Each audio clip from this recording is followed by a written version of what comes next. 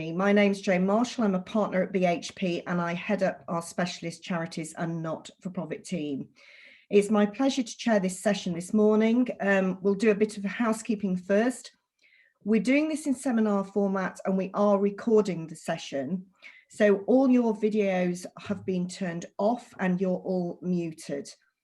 If you've got any questions for Chris or for myself, please can you pop those into the question and answer box and we'll deal with those at the end.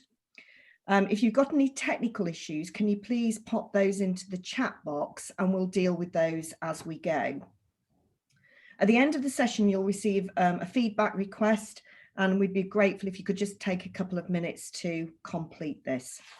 So with further ado, I'd like to introduce Chris Humphreys, who is a partner at BHP and has over 25 years experience as a tax practitioner. Getting away from the day job, besides being a keen golfer and Sheffield Wednesday supporter, Chris is Chair of Trustees at Sheffield Futures and Honorary Treasurer at St Wilfrid's Centre, both organisations of which are an important part of the charity sector in Sheffield and with which Chris has been involved since October 2014. Chris, over to you.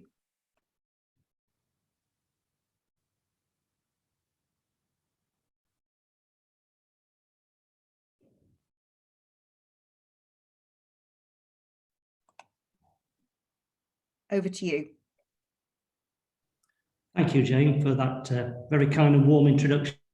And good morning, everybody. I'm delighted to have this opportunity to talk to you today about a year in the life, or the life in the year, of a chair of trustees of a significant charity within the South Yorkshire region. I will inevitably, as an accountant, start with a disclaimer. The experiences and the views that I'm going to talk you through today are clearly personal views, formed over the last 365 days as we've gone through the pandemic.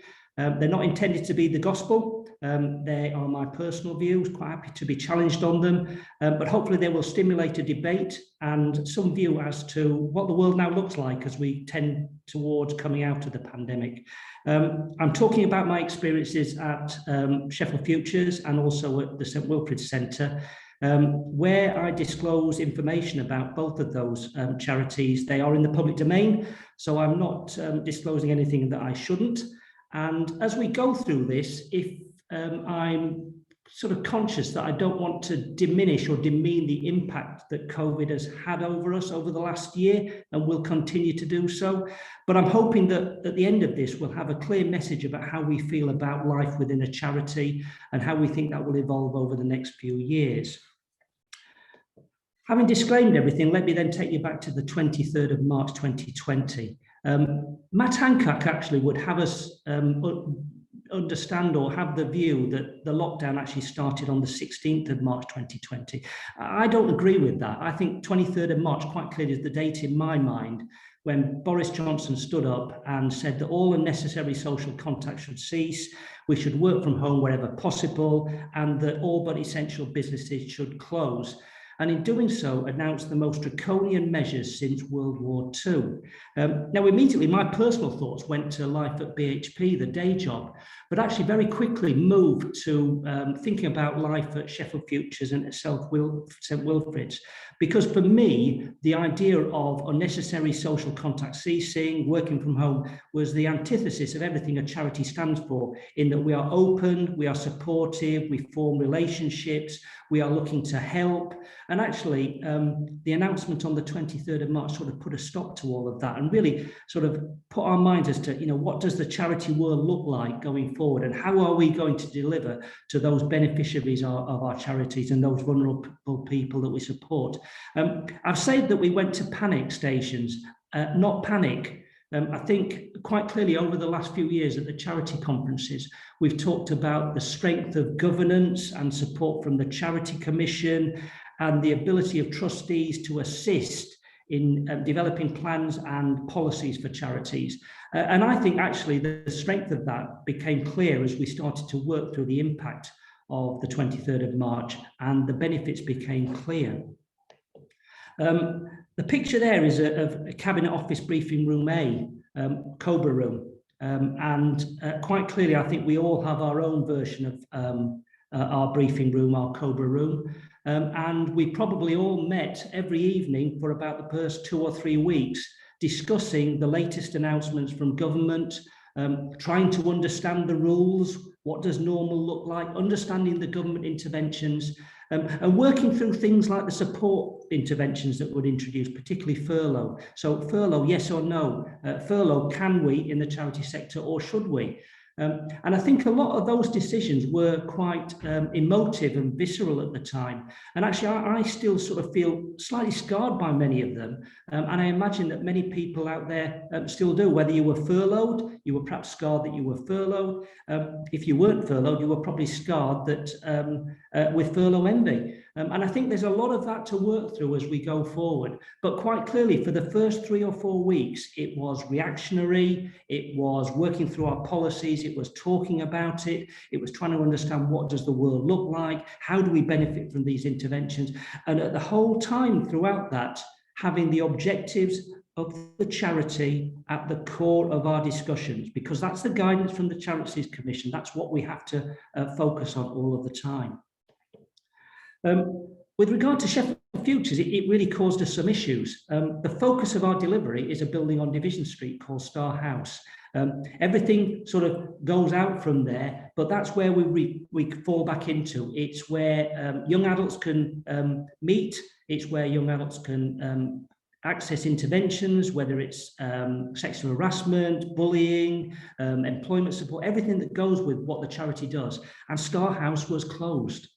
So in terms of Sheffield Futures, our ability to deliver was severely impacted from day one. Face-to-face delivery with young adults was not possible. So we had to very, very quickly change the way in which our services were delivered and how we still managed to deal with the issues that young adults were facing. We moved very quickly to an online platform. We were all working from home. Our online profile had to be high and clear and visible to make sure that if we needed to be contacted, we could, and that we could provide that support. And I think behind that, what came to me was immense pride and satisfaction as to the quality and strength of the staff within that charity. And I'm sure many of you on this call today feel exactly the same. The nature of staff working within a charity is that they tend to be caring, open, empathetic, looking to help, looking to support. It's why we do it. It's not often for the money. It very often isn't for the money. And how do you deal with that when you're working remotely? And how do you deal with that when you're not being able to do what you want to do, what you need to do to support beneficiaries? And I think because of that, one of the key issues that we were working through from day one right through sort of months 2, 3, 4, and 5 was how do we support those staff members? How do we make sure that our delivery is joined up?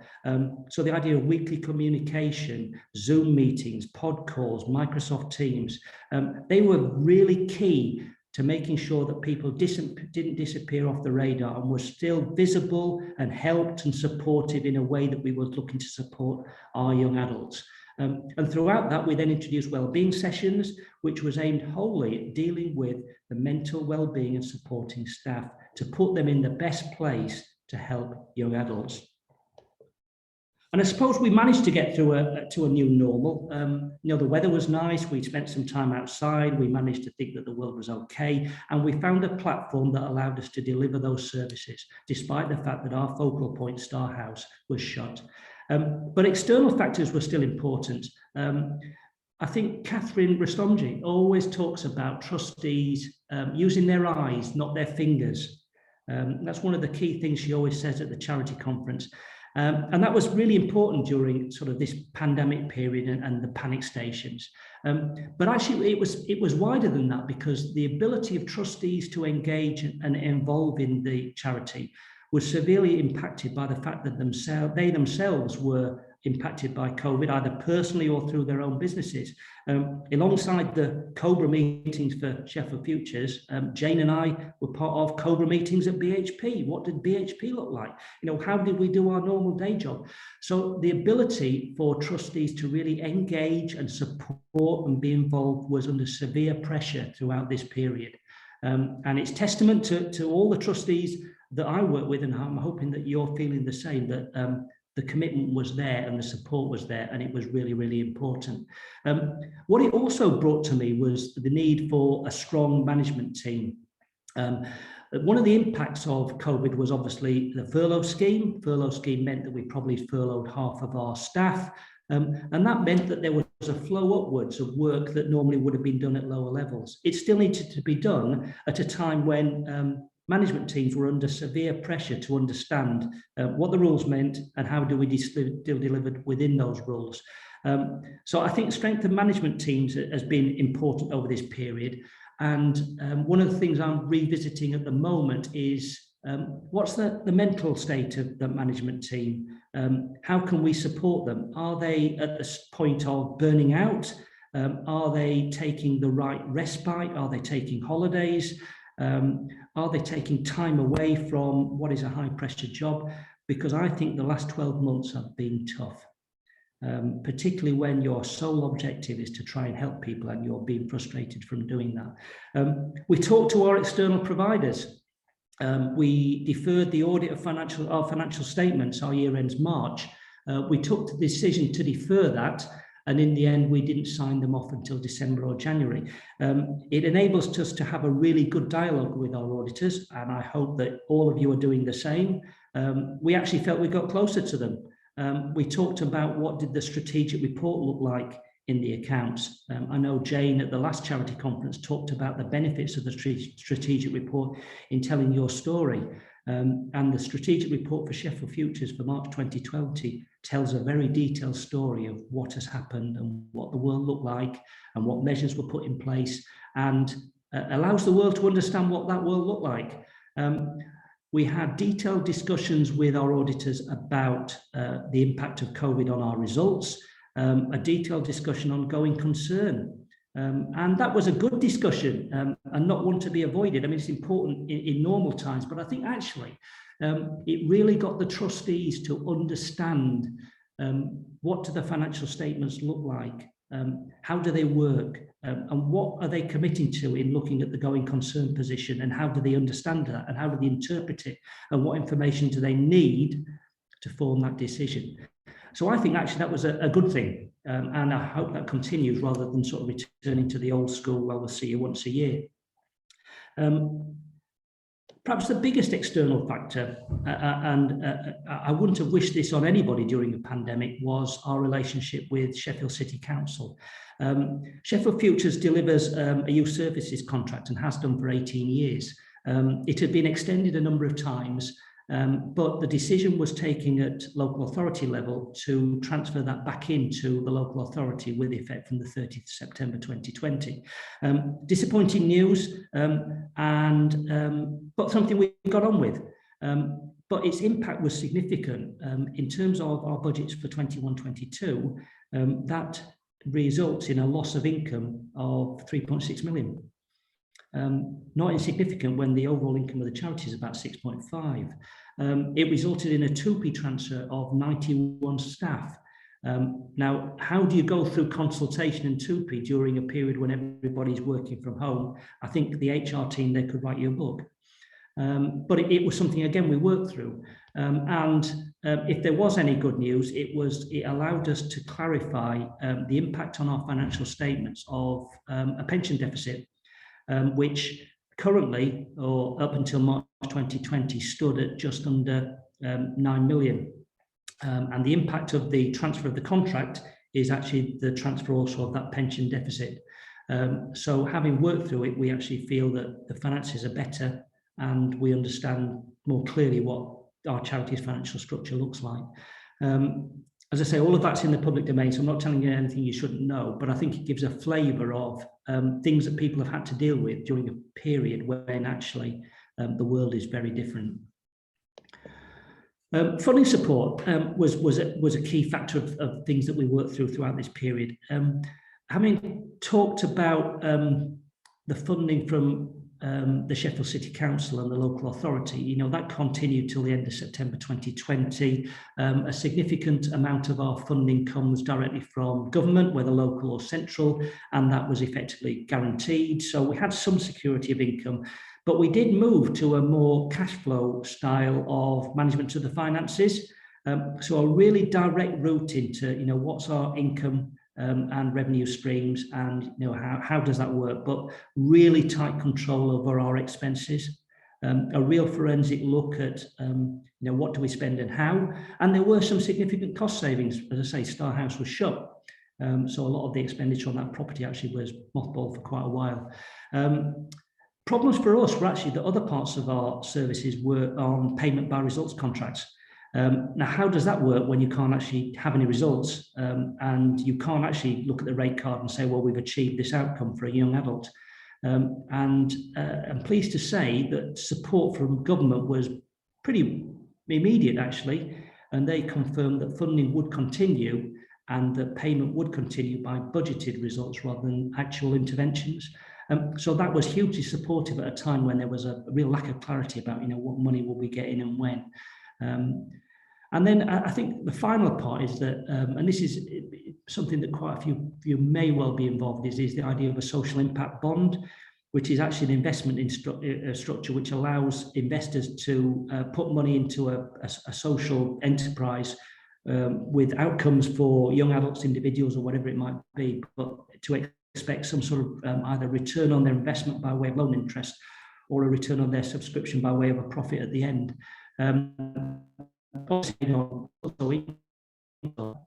We did have a conversation with investors as to, what did it look like?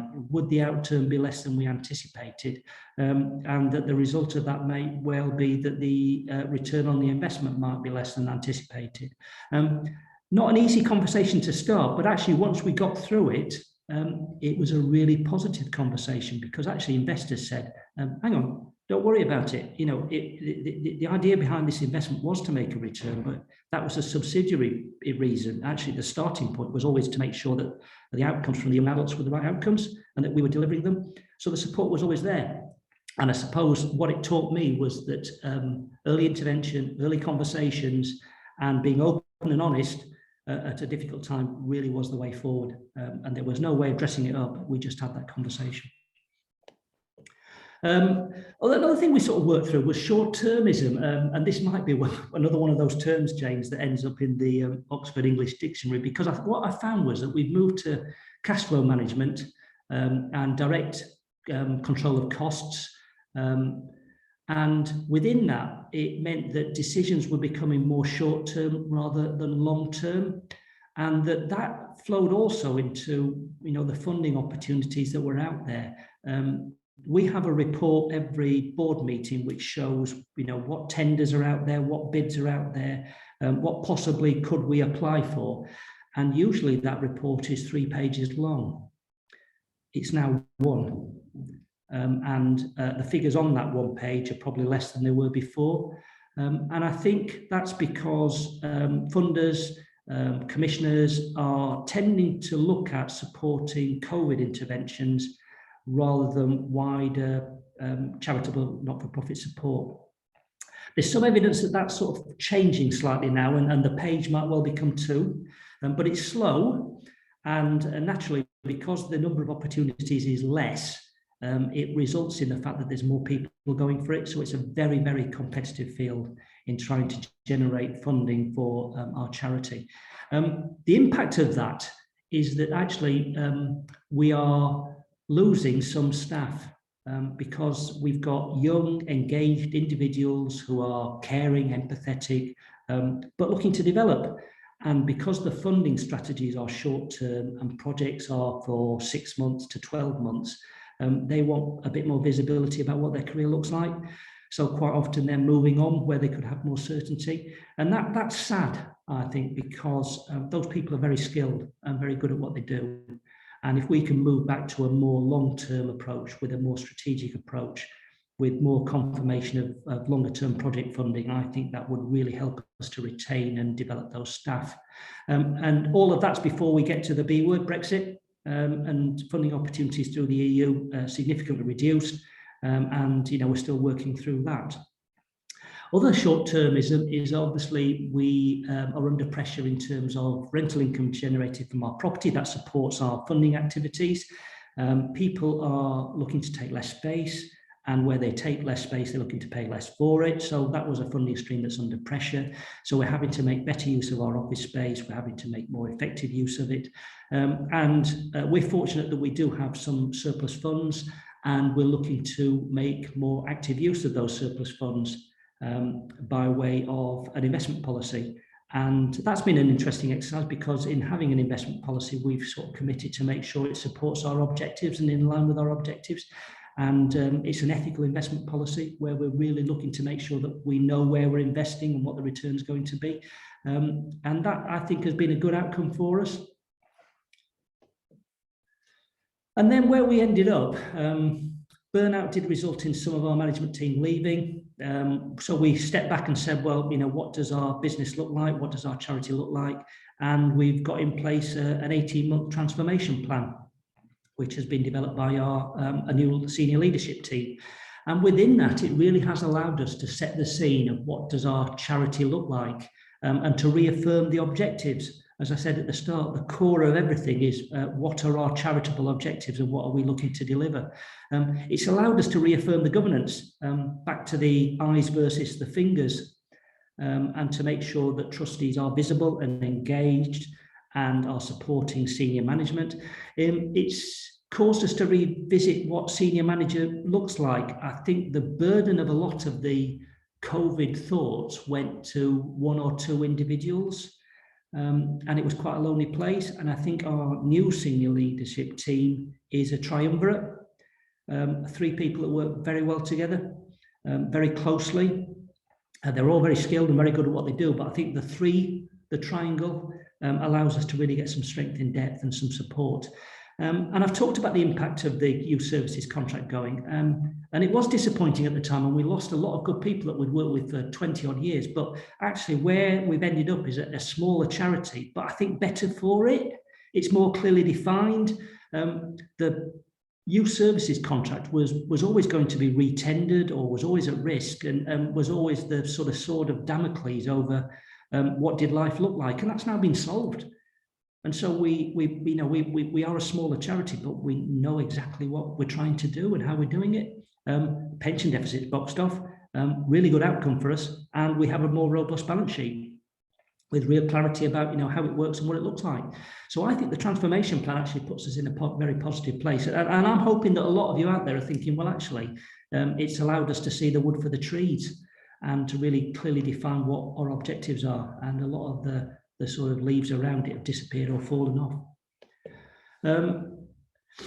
I think what it brought home to me is one of the core offerings of Sheffield Futures is something we branded as Door 43, which on the face of it is a drop-in centre, wellbeing cafe for young adults.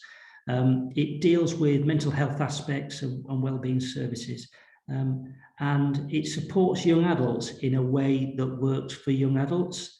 And I think as a father of 2 lads who are coming out of their teenage years, I think a lot of people would understand that it's how you approach young adults that shows whether it works or not. And me approaching them don't work, but actually something like this does.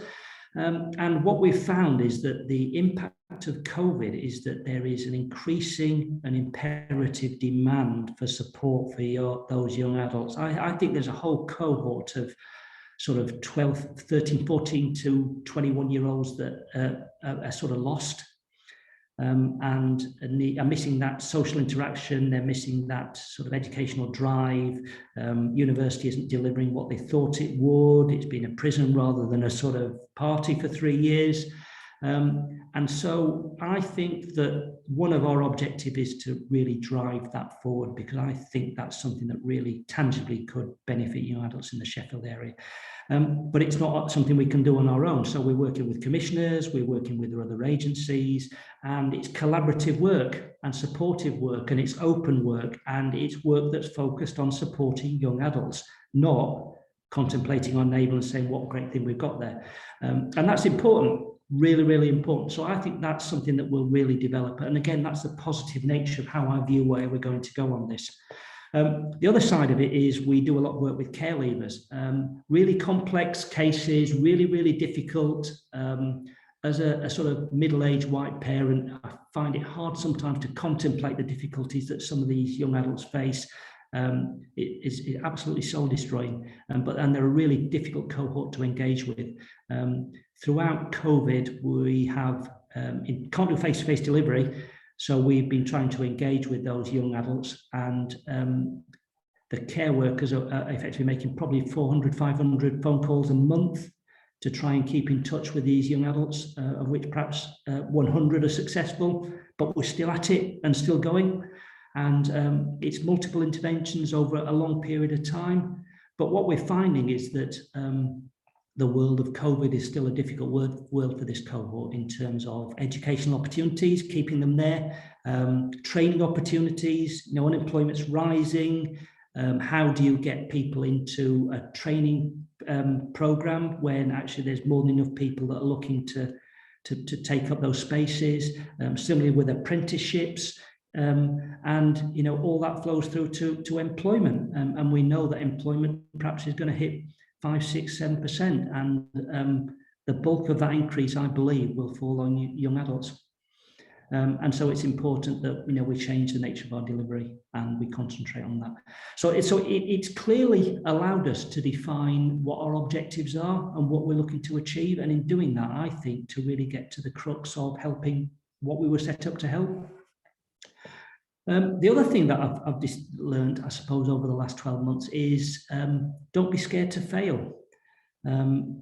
I think I'm involved in a profession that likes to write a project plan and to contemplate it and to do a business case and to think about it and maybe have a trial and then to contemplate the results and maybe then go for it. But even then it'll take a while. And I think that decision-making processes have become really truncated. And that's because people have said, well, actually, you need to crack on. We haven't got time. If it fails, it fails. We'll move on. We'll do it again. And either within BHP or within Sheffield Futures, we're working on 60-day plans, which are on key strategic matters. And they're clearly identified, they're monitored, and they're closed once completed. And if one fails, that's absolutely fine. That's not a problem. It just ticks it off. And I think that's one of the hugest lessons that I've learned, either within a charity sector or personally, is just don't be scared to fail and move on. Hybrid working. So we're coming out the new normal now, and so we're coming out to the new normal, I'd probably describe it in a better way. And premises are opening up again. We're moving to some kind of face-to-face delivery with significant COVID protocols in there, and we're trying to work through those. But we need to manage how that happens. And interestingly, we've held a staff survey which actually talks to the staff and says, well, as we're coming out, what does your preference look like? How would you like to work? And how can you still do your job and deliver what you're meant to be delivering, but in a way that fits for you? And it's 50-50 actually. 50% are keen to get back into the workplace, 50% are happy to be working from home. And I think they're all happy with the quicker decision making. But I think the quicker decision is that we're going to stick with the hybrid working where it's a bit of both. And I think that's had an impact on the platforms. The online platform is really still important. The quality of IT resource is important, and we've committed to expenditure that almost doubles up on IT provision so that people have got a desktop and a space at home, but have also got one in the office. So the transition is really easy.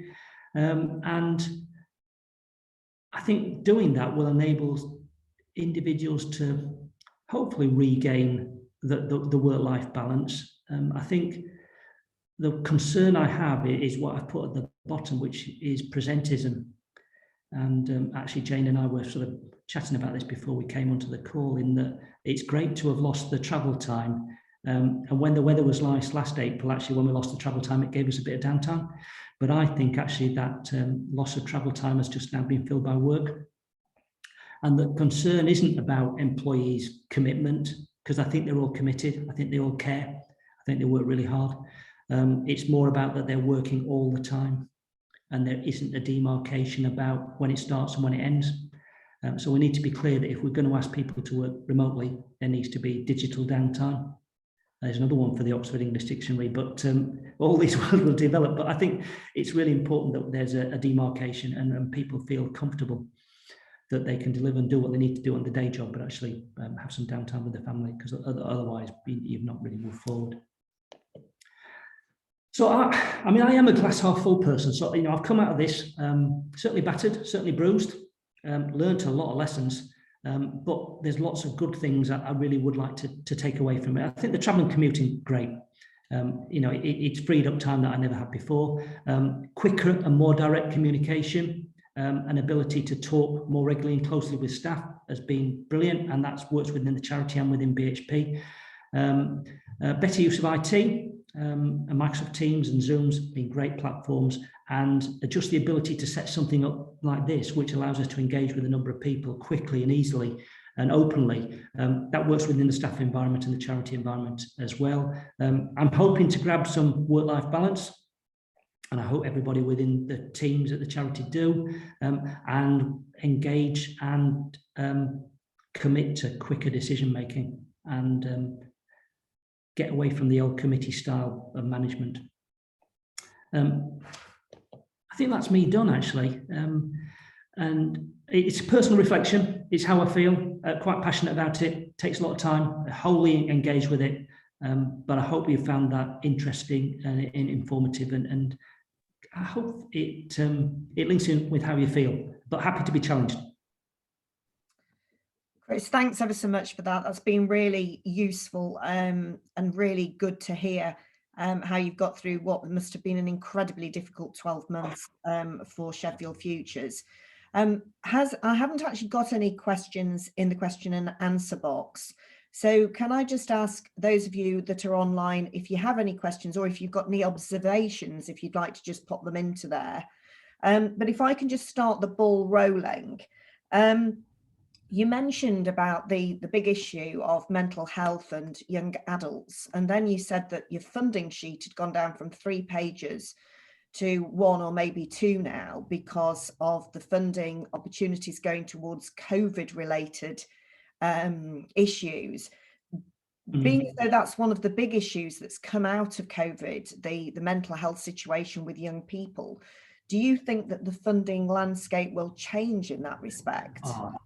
Yeah, absolutely. And we can see the start of that. You know, quite clearly it is on government's agendas, it's on the commissioners' agendas. We're having conversations with clinical commissioning groups and other providers in the city, and we're finding there's more opportunities to access funding for mental health support. So I think absolutely right. I think that originally the sort of knee-jerk reaction on COVID was, you know, furlough schemes, grant funding, rates relief. But coming out the other side of it, I agree totally. There will be more opportunities for mental health, because I really do think there's a huge issue coming out, and the volume of calls and interactions with Door 43 confirm that's the case. And actually one of our reason we're so collaborative on it is because I've got to worry that we could be swamped, and I think, you know, the ability to triage and to collaborate and signpost people to the right support without any sort of protectionism is really key to this. But no, I agree totally. I think the landscape will change. So I have got a question in. Could you elaborate a bit more on the process of quicker decision making? Yeah, well, I think it was a necessary evil to start with, because government announcements were taking place daily, and you needed to react to those quickly. And so the process actually became that decisions were rested with a smaller group. So that's why I referred to the sort of COBRA group, the COVID group, who were empowered to deal with changes to the landscape or the rules and to react immediately. But from that, we then identified what our strategic issues or objectives are, what changes we need to make, and then we've empowered smaller groups to deal with it. And, you know, they will work through it, decide what changes need to take place, and then report back. And the report back is not to place it back into a committee, it's that to make a decision, yes or no. So it's to take it out of the wider committee. So it's not about discussing things around a table with 34 of you or 20, however many it is. It's actually empowering a smaller group who have the expertise to form a view, make a recommendation, and to go with it. Thanks, Chris.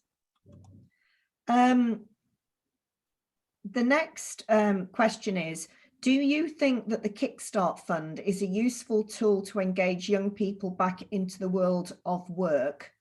And what are you hearing from the young people you are supporting? Yeah, good one. Yeah. So we have some great guides within Sheffield Futures who really believe that the Kickstart Fund could be a means of really improving employability for young adults. The anecdotal evidence is it's harder to access than we thought. It's not been delivered in the way that we thought it would.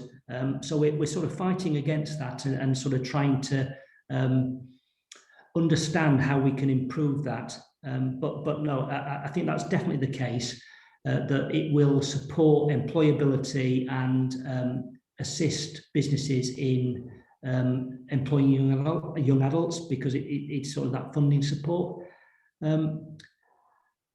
I think one of the issues we have is about forming relationships with employers. We know the door isn't always open. So the employability team are really working very, very hard to form relationships with employers around the city, talk about the Kickstart Fund, talk about how you can support employment and engage with young adults. And then I suppose the other thing that young adults are looking for is they don't just want to be given a job with no expectations or progression. The days of employing a young adult to go and do the filing for a year are gone. I think they're looking for employability and a career path and engagement and training and mentoring, and that's something we're still working through, because I think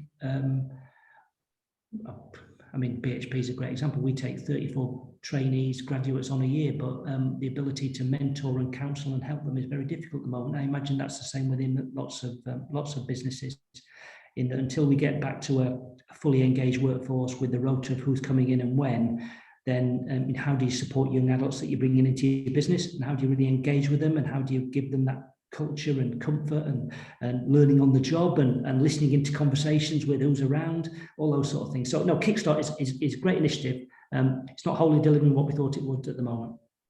Okay. Another observation from Mike Pestrev. Chris makes the point that cash management was key. It's so important that all trustees remember that you only run out of cash once.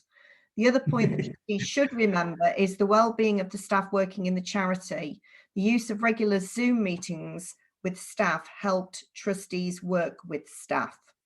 Yeah. Mike, that's a really, really good point. I tell you what I did, and it had the greatest impact of everything I've probably done over the last year. I actually dropped in a coffee call. Unannounced. There was a team briefing, which they have once a month, once a week, where they catch up for coffee, talk about cars, talk about anything else. And I dropped in and said, hello, how are you? And really, it allowed me to engage with those staff members. Hadn't met a couple of them before, which was a bit sad, but the impact was great. So I agree totally. It's a great way of trustees sort of giving some support, building people back up, giving a positive message, and it's easy to do. So just on that subject, I've got a supplementary question really, just to add on to that. Is one, do you think because of digital, you will be able to reach more of your beneficiaries going forward? And secondly, do you think that it has been easier to catch up with people by using Zoom and Teams, and therefore to keep in touch? Yeah, so it's a bit mixed on that, actually. I think one of the problems with a lot of vulnerable young adults is they haven't necessarily got access to the IT. So one of the initiatives was that we were able to access laptops from the local authority. That wasn't as easy as we thought, because the laptops had lots of restrictions on them that actually didn't allow them to use the software or the digital contact in the way we wanted. So we had to work through that. So that we've sort of got to the other end of that, we believe. So that should help interventions for the really vulnerable ones. I agree totally that digital does allow you to have a wider online presence, and to hopefully enable more young adults to understand what's available and what the art of the possible is. The example I always give, and it's the one, the why I'm involved with Sheffield Futures, is my son, Jack, 25 now, but he was dyslexic, and he went to a school where he was average performer. It was no problem. He wasn't a high performer, he wasn't a low one. So because of that, he's under the radar. And obviously, you know, because of my background and my access to knowledge, I understood, you know, how I could support him and what interventions were available. There's a huge amount of people that have no idea, you know, what support you can get as a dyslexic young adult, as an example. And I think the idea of an online presence and a digital platform allows you to make more people aware that that sort of support is around and what it encompasses. Bottom line is, though, is that face-to-face delivery works. And, you know, young adults who are struggling, you know, they like the pop in and have a chat with somebody who's a similar age. And so it's going to be a mixture, Jane. Yeah. Yeah. There's nothing to supplement really face-to-face, is there? There's nothing is good. Yeah. We were discussing that earlier on. So another observation and a question from Alan Scott. Non-exec directors have been brought much further into the day-to-day running of charities during the pandemic, but I see this as inevitable given the experience we have. Is this being seen by BHP? Well, I mean, this might be a joint answer by me and you, Jane, because you see a wider spectrum of charities than I do. I'm going to say not the ones I'm involved with at the moment. The trustee pool has been fairly stable, which has been great. We have made more use of their skill set.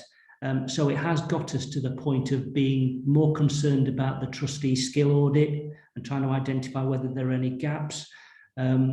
And I think trustees have been more involved, and we've been able to access those skills because of it. I don't know, as you say, it goes back to the eyes and fingers point.